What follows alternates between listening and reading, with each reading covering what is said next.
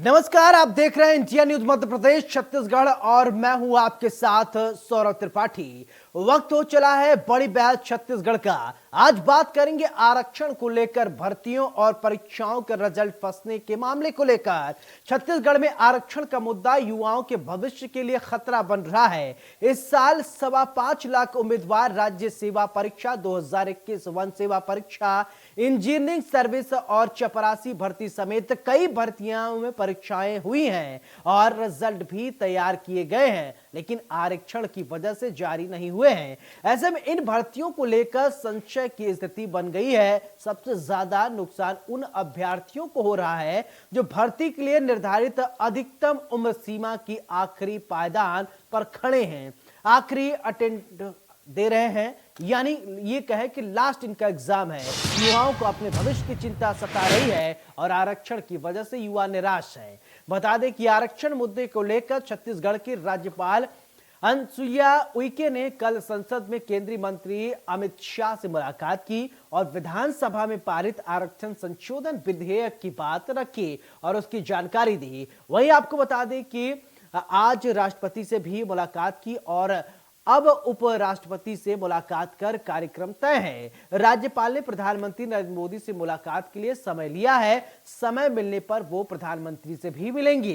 कांग्रेस संचार प्रमुख सुशील आनंद शुक्ला ने बयान देते हुए कहा है कि बिल्कुल भर्ती सरकारी नौकरियां कर उन्होंने बात कहा है, आरक्षण के कारण दिक्कतें आ रही हैं और इसलिए हमारी सरकार ने विशेष सत्र बुलाकर आरक्षण विधेयक का प्रस्ताव पारित किया है, लेकिन दुर्भाग्यजनक है कि राजभवन से अभी तक इस पर हस्ताक्षर नहीं किया गया है। इसके कारण आज युवाओं को परेशान होना पड़ रहा है। वहीं भाजपा प्रवक्ता अमित चिवनानी ने कांग्रेस के बयान पर पलटवार किया है, कहा कि कांग्रेस की सरकार प्रदेश के युवाओं को नौकरी ही नहीं देना चाहती है। जब तक आरक्षण रद्द नहीं हुआ था तब तक कांग्रेस ने कितनी ही नौकरियां दे डाली। आज कई ऐसे लोग हैं जिन्होंने एग्जाम दिया है, इंटरव्यू दिया है, लेकिन उन्हें आज तक नौकरियां नहीं मिली हैं। इस मुद्दे को लेकर प्रदेश में सियासत तेज हो गई है। इस पूरे मामले पर कांग्रेस बीजेपी ने क्या कुछ कहा है, पहले उसको सुनिए, फिर करते हैं चर्चा की शुरुआत।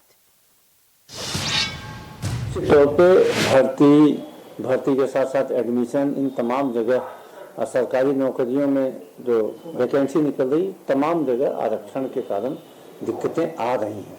इसीलिए हमारी सरकार ने विशेष सत्र बुला के तत्काल सभी वर्गों के लिए आरक्षण का प्रावधान किया। लेकिन दुर्भाग्यजनक है कि राजभवन से अभी तक आरक्षण विधेयक पर हस्ताक्षर नहीं किया गया, जिसके कारण बच्चों को परेशान होना पड़ रहा है। हाईकोर्ट के फैसले का स्वागत करते हैं, लेकिन ये अंतरिम राहत है, इससे निराकरण नहीं होने वाला है। बीएड और डीएड में तो स्थिति चलिए अभी फौरी तौर पर हो जाएगी, लेकिन जब तक आरक्षण विधेयक में हस्ताक्षर नहीं होगा और वह लागू नहीं होगा, इस प्रकार की परेशानी आएगी। प्रदेश की सरकार प्रदेश के युवाओं को नौकरी देना ही नहीं चाहती। जब तक आरक्षण रद्द नहीं हुआ था उससे पहले भी कितनी नौकरियां दी कांग्रेस की सरकार ने। कई ऐसे लोग थे जिन्होंने एग्जाम दे दिए थे, जिनके इंटरव्यू हो गए थे, तो भी उनको नौकरी नहीं मिली थी। और अभी भी आरक्षण को जानबूझ करके कांग्रेस ने ही लटकाया। पहले कोर्ट में हार गई अपने लोगों से पिटीशन लगवा करके, और उसके बाद आरक्षण ऐसा मसौदा प्रस्तुत किया जिसका कोई आधार ये न विधानसभा में बता रहे हैं, न राज्यपाल को बता रहे हैं। क्यों नहीं सार्वजनिक कर रहे हैं क्वांटिफाइबल डाटा आयोग की रिपोर्ट? क्यों नहीं? राज्यपाल ने बड़े सिंपल 10 सवाल पूछे हैं, बता देते। क्यों विधानसभा में चर्चा के बिना इसको पास किया? इसका साफ मतलब है कांग्रेस आरक्षण विरोधी है। आरक्षण लटका रहेगा तो उन्हें नौकरियां निकालनी नहीं पड़ेगी, उन पे कोई पैसे का भार पड़ेगा नहीं। इसीलिए सब जो किया जा रहा है वो कांग्रेस के द्वारा ही किया जा रहा है। तो आरक्षण के मुद्दे पर अब पेच फंसता हुआ नजर आ रहा है। ऐसे में सवाल उठता है कि उन छात्रों का क्या होगा जिन्होंने परीक्षा दिया है, जो रिजल्ट का इंतजार कर रहे हैं, जो इंटरव्यू देख के बैठे हैं। सबसे बड़ा सवाल खड़ा होता है उन छात्रों का क्या होगा जो लास्ट अटेम्प्ट दे कर आए हैं। अभी कुछ दिन बाद आरक्षण का मुद्दा यूं ही पेंडुलम की तरह घूमता रहेगा, नाचता रहेगा, लेकिन फिर पता चला कि बच्चों का जो है उम्र निकल गया। फिर आप एग्जाम में जाएंगे, फिर इसके बाद इंटरव्यू होगा, पता चलेगा कि आप का जो डेट है, आपका जो एज लिमिट है, आपने क्रॉस कर दिया है। ऐसे में सवाल उठता है कि उन बच्चों के बारे में कौन सोचेगा? क्या राजनीतिक चक्की में पिसकर इस तरीके के बच्चे रह जाएंगे?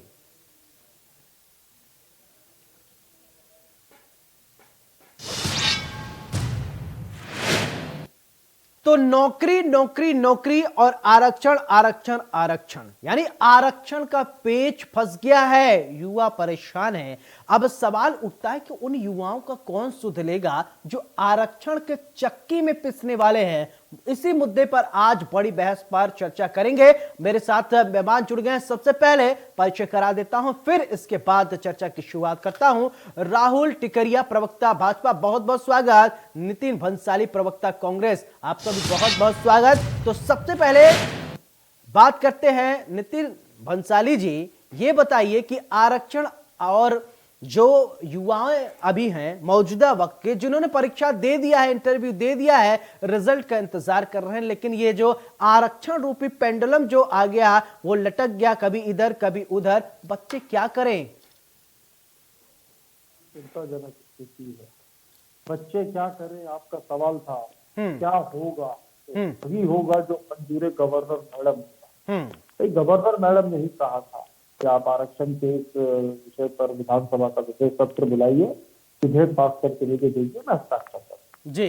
सीधी रूप से विधानसभा का विशेष सत्र बुलाया गया, चर्चा हुई और सर्वसम्मति से ये विधेयक विधानसभा से पारित होकर गवर्नर हाउस गया।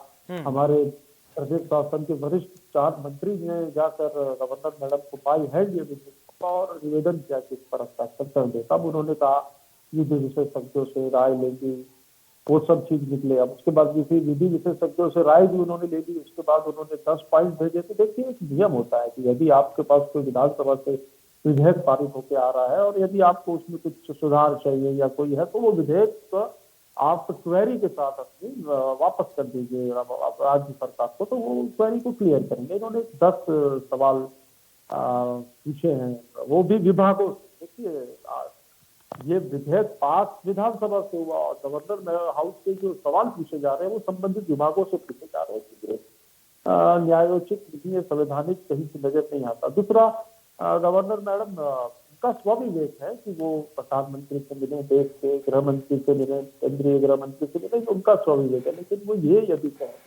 कि मैं प्रधानमंत्री जी से मिलूंगी, गृह मंत्री से मिलूंगी, उनसे राय लूंगी, तो ये कोई संवैधानिक बात नहीं हुई कि उनसे राय, राष्ट्रपति जी से राय ले सकती है, तो प्रधानमंत्री और गृह मंत्री जी से राय लेंगे। इसमें बहुत सारी चीजें संदेहास्पद रखती है। प्रदेश के युवाओं के भविष्य का सवाल है। भारतीय जनता पार्टी ने जो एक लंगड़ा विधेयक 2012 में जो पेश किया, एक कमजोर रीढ़ पर खड़ा ये जो आरक्षण का जो ये आरक्षण जो था, ये हाईकोर्ट में जो ध्वस्त हुआ है, इनकी कर्मियों की सजा इस प्रदेश के आरक्षण लाभार्थी हमारे युवा भोग रहे हैं। सरकार चिंतित है इस मसले को लेकर और बार बार हम गवर्नर मैडम से इस विषय में आग्रह करते हैं कि आप इस पर हस्ताक्षर कर दीजिए, क्योंकि देखिए ये बात ठीक है, आ गया आपको राहुल जी। ठीक है सर, आपकी बात आ गई राहुल जी, बात का मसला है।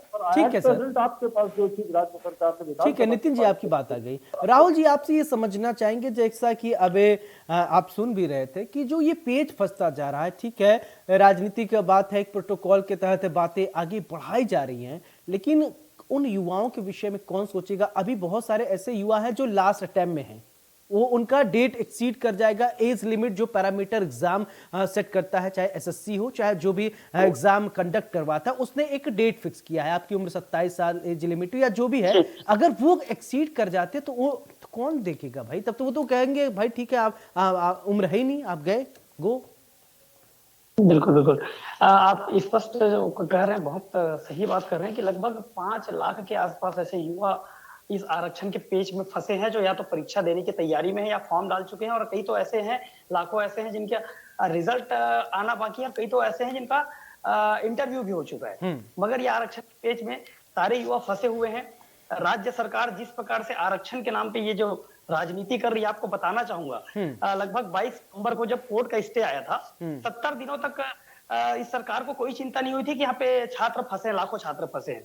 मगर ये भानु प्रताप चुनाव के चलते ये विधेयक आता है। अगर वो भानु प्रतापपुर का उपचुनाव नहीं आता तो मेरे ख्याल से ये विधेयक भी नहीं आता, और उस सदन से बिना चर्चा के ये बिल यहाँ तक पहुंचता है। और उसके बाद राज्यपाल जी जब ये 5 दिन में जब इनकी छटपटाहट चालू होती है, स्पष्ट करती है कि सिर्फ राजनीति का हिस्सा है। मैं आपको बताना चाहता हूँ कि मैं सबसे पहले तो आपको स्पष्ट करना चाहता हूँ कि मैं कोई राजभवन का प्रवक्ता तो हूं नहीं, मैं भारतीय जनता पार्टी का प्रवक्ता हूँ जी। और यहाँ पे राज्यपाल जी ने स्पष्ट ये कहा है कि एक संवैधानिक पद पे वो बैठी हुई है, यहाँ पे सिर्फ अनुसूचित जाति परेशान नहीं है, अनुसूचित जनजाति परेशान है, पिछड़ा वर्ग परेशान है, स्वर्ण वर्ग परेशान है, हर कोई आरक्षण का यहाँ पे विरोध कर रहा है। तो ये एक संवैधानिक पद के नाते उनको ये पहल करना आवश्यक है। और आप बता दें तो ये जो बातें कर रही है कि हमने रोजगार पे 5 लाख फंसे, 10 लाख फंसे हैं, राज्यपाल जी का नाम ले रहे हैं। मैं स्पष्ट करना चाहता हूँ कि इसके पहले 4 साल बीत गए सरकार को, ये बताएं कि कितने रोजगार अभी तक दिए। तो ये सिर्फ और ना एक चुनने का काम है और घुमाने का काम है। ये आरक्षण के नाम पे, ये आरक्षण के जितना भी लड़ाई चल रहा है ये इनके घोषणा पत्र का है। इन्होंने अनुसूचित जाति को उस घोषणा पत्र में 17% आरक्षण की बात की है। वो आरक्षण आज तक ना लागू हुआ, ना अभी के इनके विधेयक में वो 17% पहुंचा है। तो ये जितनी भी लड़ाई हो रही है और जितने भी मुद्दे बने हैं क्या इनके घोषणा पत्र के नाम से बने हैं, उनके छलावा के नाम से बने। नितिन जी जवाब देंगे। देखिए, चोर की दाढ़ी में तिनका और उल्टा चोर कोतवाल को डांटे वाली कहावत यहाँ पर दोनों कहावतें सिद्ध हो रही। किया कराया इनका, पाप इनका, संगड़ा विधेयक इनका, 40 याचिकाएं जो लगी इसमें 21 लोग आरएसएस के। मैं आपको दावा करता हूँ कि जब वो पथ संचलन होता है दशहरे का, तब आप जाके देख सकते हैं कि जिन लोगों ने याचिका लगाई थी दिखेंगे। शुक्ला जी किसी वर्ग में आरक्षण लाते हैं, ये राज्य मंत्री का दर्जा देते हैं। बता रहा हूँ 21 लोग थे जिन्होंने याचिका लगाई, इन्होंने ही लगवाई, क्यों लगवाई? आरक्षण चाहते ही नहीं थे। एसटी आरक्षण पर इन्होंने वोट लेने वाले जाति इन्होंने अध्यक्ष बना के रखा है। प्लीज एक एक करके बोलिए, आवाज साफ आएगी। ठीक है, दर्शकों को भी समझने दीजिए। राहुल जी कमेटी बनी जी बोलिए। कहीं न कहीं ये चाह रहे थे कि आरक्षण वाला जो मामला है ये सरक जाए। और अभी भी भारतीय जनता पार्टी को युवाओं की चिंता नहीं है प्रदेश के। भारतीय जनता पार्टी ने राजभवन को राजनीति का अखाड़ा बना दिया है।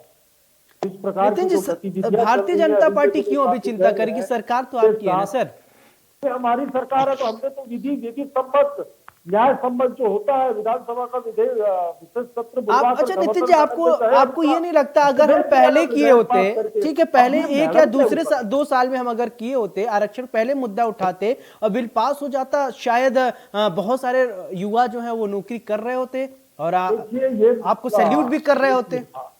ये मसला कोर्ट में था और ये मसला इन्हीं लोगों की वजह से और इन्हीं लोगों के द्वारा ठीक है। इन्होंने सही तरीके से इसको प्रस्तुत नहीं किया। शुरू से ही मैंने तो कहा ना, लंगड़ा दे दिया, कमजोर नींव पर खड़ी हुई बिल्डिंग। अरे सर आप अच्छा कर देते ना, आप तो थे, आप अच्छा कर रहे हैं ना।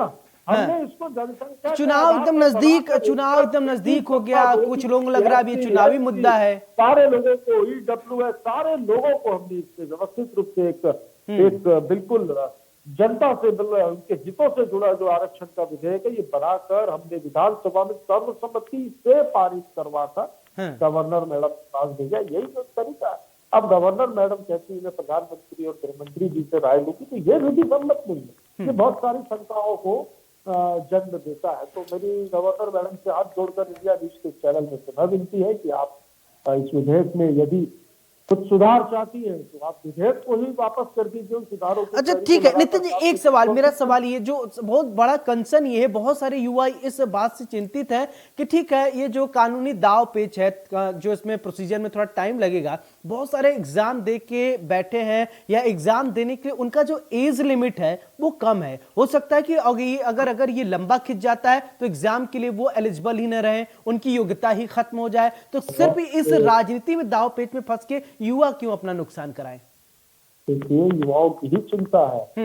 हमें ये सारी चीजें जो आप बोल रहे हैं चीजों की बिल्कुल चिंता है। और राज्य सरकार, प्रदेश के माननीय मुख्यमंत्री बहुत संवेदनशील है और उन्होंने इस विषय में अधिकारियों को निर्देश दिए कि इसका क्या रास्ता बीच से निकल सकता है ये देखिए। विषय पर बिल्कुल चर्चा चल रही है और हम खुद चाहते हैं युवाओं का कहीं पर नुकसान नहीं होना चाहिए। सरकार ने पहली बार पूरे देश में रोजगार मिशन का यदि गठन हुआ है तो छत्तीसगढ़ में हुआ। हम आने वाले 5 साल में 15 लाख बेरोजगारों को रोजगार देने की दिशा में काम कर रही थी। बिल्कुल, ये आरक्षण वाला जो मसला है तो हल होना ही है, बिल्कुल होगा। पर अब ये कैसे होगा, ये गवर्नर मैडम के हाथ में। आपने कहा ना क्या होगा, तो वही होगा जो मंजूर है गवर्नर मैडम का।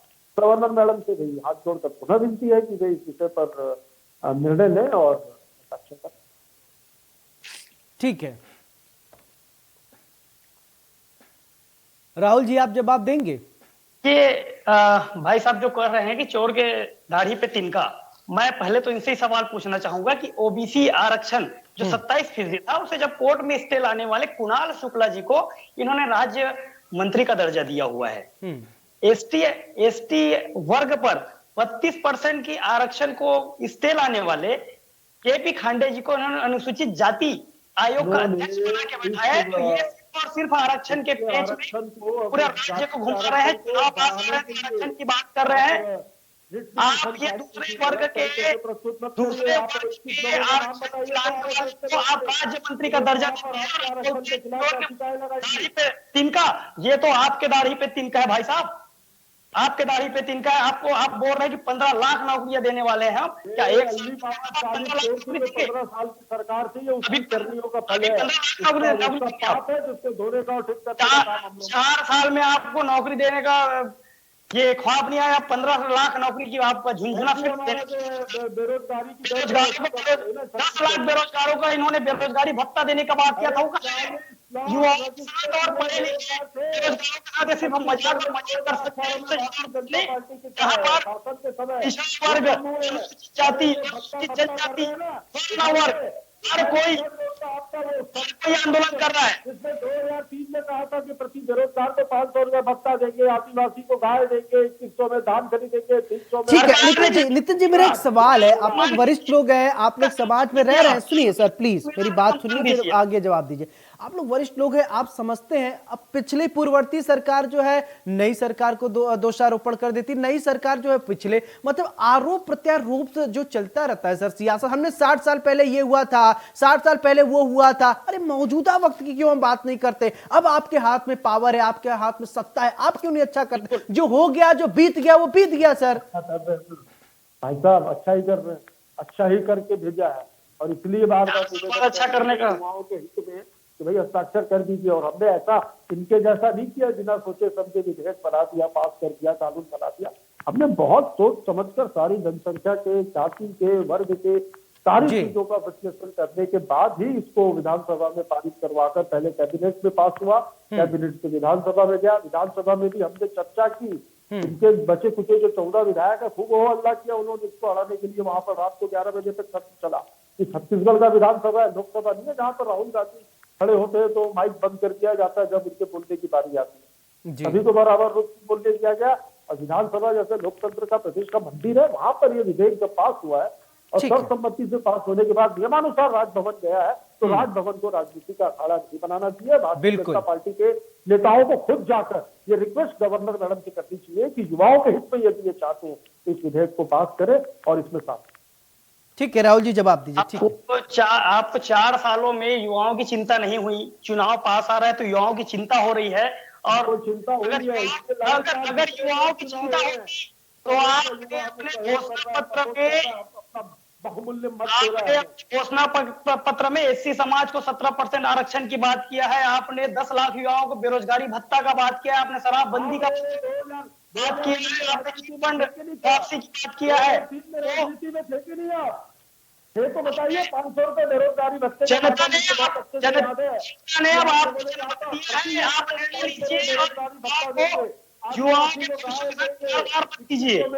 खरीदेंगे, 300 रुपए समर्थन मूल्य देंगे। क्या किया भाई साहब? कुछ नहीं किया, इसलिए तो जनता ने 15 साल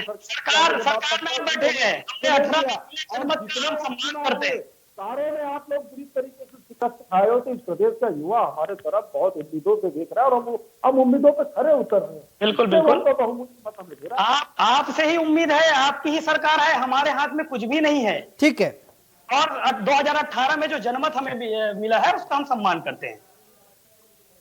ठीक है, तो अब इन पूरे मामले को लेकर सवाल यही उठता है कि आखिरकार युवा जाए तो जाए कौन, किधर, और युवा की सुध कौन लेगा?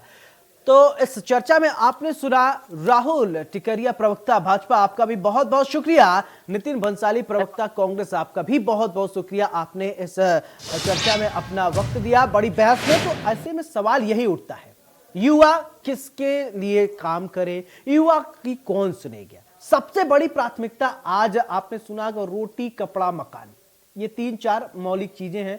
जब युवा कमाएगा नहीं तो साहब रोटी कहां से आएंगे, कपड़ा कहां से आएंगे, मकान कहां से बना पाएंगे? बेरोजगार युवा कुछ कर सकता है क्या? युवाओं की सुध देने वाला कोई नहीं। अगर राजनीति की बात करें, जब चुनाव नजदीक आ जाता है तो आरक्षण याद आ जाता है। चुनाव 4 साल तक आपने क्या किया, कुछ भी पता नहीं। लेकिन अब चुनाव, क्योंकि अब चुनाव बहुत नजदीक है, युवा वोट बैंक दिखाई दे रहे हैं, शायद इसीलिए बहरहाल। लेकिन आरोप प्रत्यारोप की राजनीति चलती रहेगी। ये राजनीति में कब, कहां, कैसे क्या हो जाए कोई नहीं जानता, लेकिन जनता कहीं न कहीं पीस रही है। लेकिन ये जनता है जनाब, जनता सब कुछ समझती है, कि इसीलिए जनता को जनार्दन कहा जाता है। बड़ी बहस में मेरे साथ फिलहाल इतना ही। नमस्कार।